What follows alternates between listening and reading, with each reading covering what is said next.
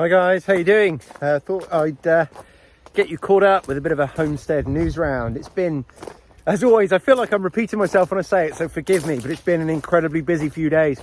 I feel like I'm justified in saying it this time. It's been so busy that I didn't release a podcast on Wednesday. I just haven't had time to record it, and I can only apologise for that, guys. I mean, I know what it's like when you're used to receiving one regularly and you're expecting it there in your feed and it doesn't turn up.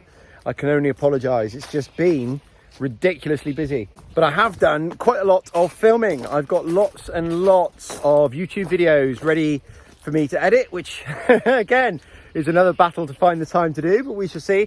I think just so you guys get a picture, I think for every sort of 15-minute video that you see on average, that's probably about 45 minutes to an hour and a half of editing, depending on what sort of video it is. So it can be really quite time consuming, and that's not a complaint. I'm very, very lucky to be able to do the things I do. It's just in case you're interested. Anyway, like I say, I've got quite a bit of news to get you all caught up on. I'm just on my way out to milk the goats, and I thought I'd just do a quick Homestead news round. I suppose the thing that most of you guys will be most keen to find out about is, hello Sydney, yeah, I'll be with you in just a sec, will be our house piglet.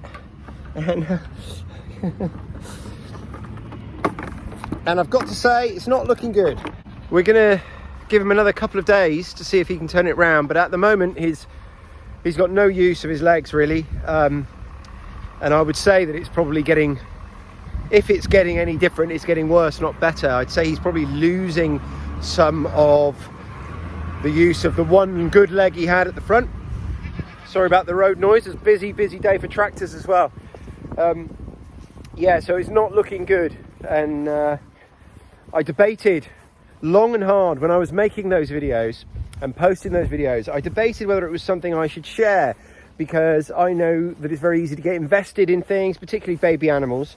Not always nice to see that process, but I thought it was quite important for me to document it, because it is an honest, natural part of what goes on here. And I just, I try and give a full picture of all the sort of things I do, and, the good and the bad. I just think that it was, important to share that side of things with you guys as well, because also I know that a lot of you look to me for inspiration and ideas, and a lot of you sort of see things I'm doing and go on and do them yourself. Well, I don't want to give a rose-tinted version of all the things I'm doing here, whatever it might be. So, I think it's important for me to share the lows as well as the highs. There's a lot more highs than there are lows, but I just think it's important to share a rounded picture of the whole story here.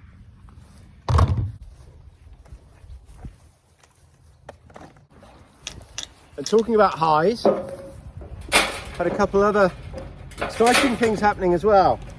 So those of you who follow the podcast will know, I think I've mentioned it here as well, one of the things that was kind of a gap in my preparation for September was vanilla, because I really want to have custard with my fruit crumbles and things.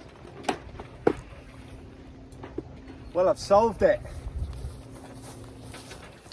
So I found a forageable item that I can use to make amazing custards. I'm so happy with it, and I have made a video on that whole process, and that will probably be coming out the day after this one, so stay tuned. But that's a huge win. I'm so happy about that. And another thing is that I finally got my cream separator. So that's going to make it so much easier for me to separate the cream out from this milk to make butter, which is something else I'm going to want in September. For those of you who don't know, in September I'm undertaking a complete food self-sufficiency challenge where I don't eat anything bought in a shop. Basically everything I eat is going to be grown here, foraged, or somehow procured myself without buying it. So yeah, stay tuned for that. But the cream separator is a part of that picture. Now, my birthday was almost a month ago, and it was a birthday present. So you might be wondering how I've only just got it. Well, there's a bit of a story there, and I'll fill you in once I finish milking these girls. Yeah, so my wife ordered me a cream separator, and there's It's a bit of a minefield out there when you're trying to work out what you want. And of course, as always, as you guys will know, we're pretty frugal. So we went for the manual one, which it operates with a centrifuge. And I'll do a whole video just on the cream separator once I've kind of got used to it. At the moment, I'm still finding my feet with it. But a manual one that you'd hand crank, because obviously it was cheaper, but it was virtually impossible to use.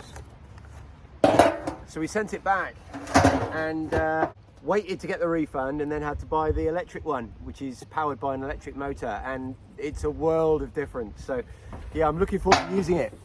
Or should I say, I've used it once, so should I say I'm looking forward to getting competent with it and learning its intricacies. I actually think it's going to be a super valuable addition to the Homestead. Now, they're not cheap, not by any stretch, so I can't remember what it cost, but you know, it was my birthday present. That's the only way I could justify it, really. And even then, you know, it was a bit more than we'd usually spend on something like that. Look at my crazy hair. I wish my hair didn't look so crazy all the time. I just don't have time to get up in the morning and with everything else there is to do, reach for the hair mousse or the hair gel or the hair wax or whatever the cool kids are using these days.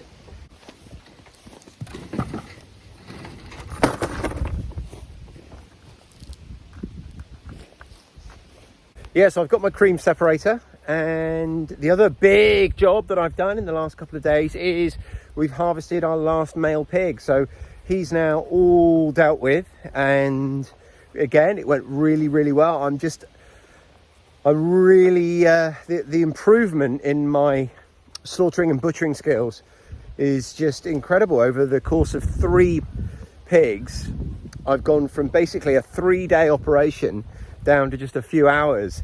Now, this time I went from basically gunshot to fridge within 2 hours, which is just, I'm so happy. And that took pretty much a whole day the first time with some help.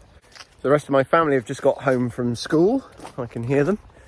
And anyway, so yeah, it's just the process is so much quicker now, and the cuts of meat look more like the cuts of meat you see in a butcher's shop. There's still got a long way to go, and my skinning isn't anywhere near skilled, but it's certainly proficient.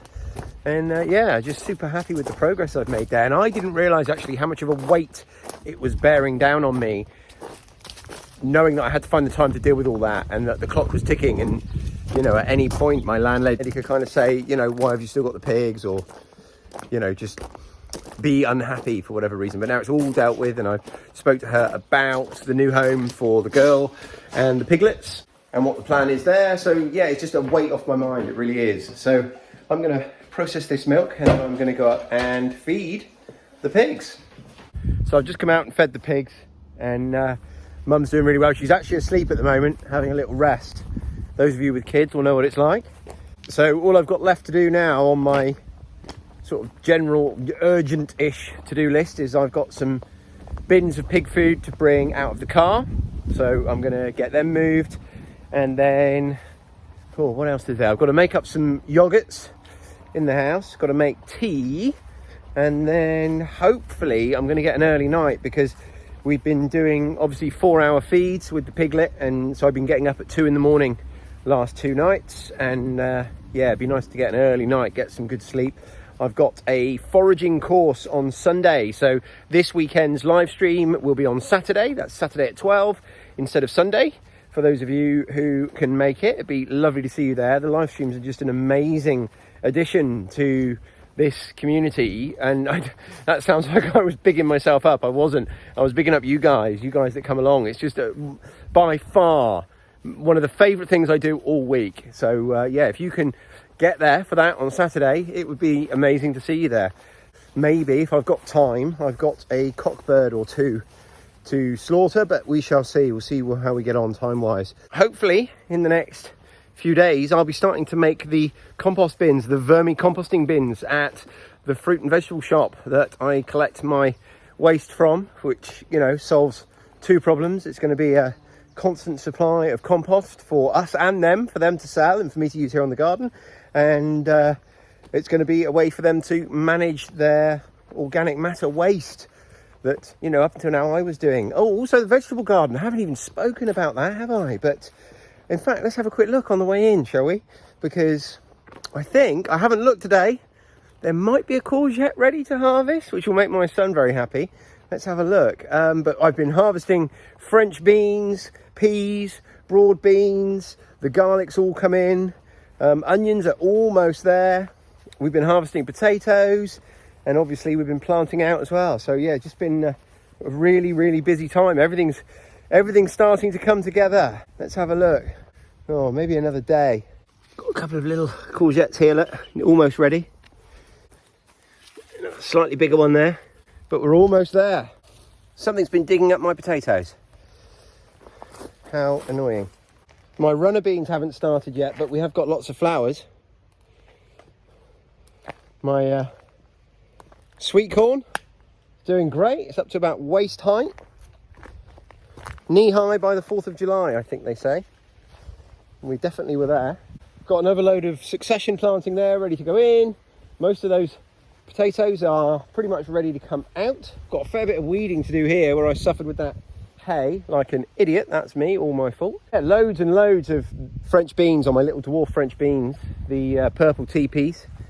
The strawberries have slowed right down. We'll have another load. We've got some flowers starting to come for our later varieties now.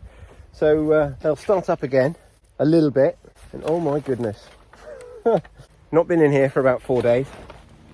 And Jesus, it has taken off. So I need to get in here and do a bit of tidying. Because, yeah, these tomatoes have gone a bit crazy. And the reason I'm coming in now is just to see where we're at with cucumbers. Oh, look. That's the first one we've harvested this year. Awesome. And the only way is up from here. We'll be harvesting a ridiculous number. There's flowers everywhere. Look, we've got more fruits forming back here.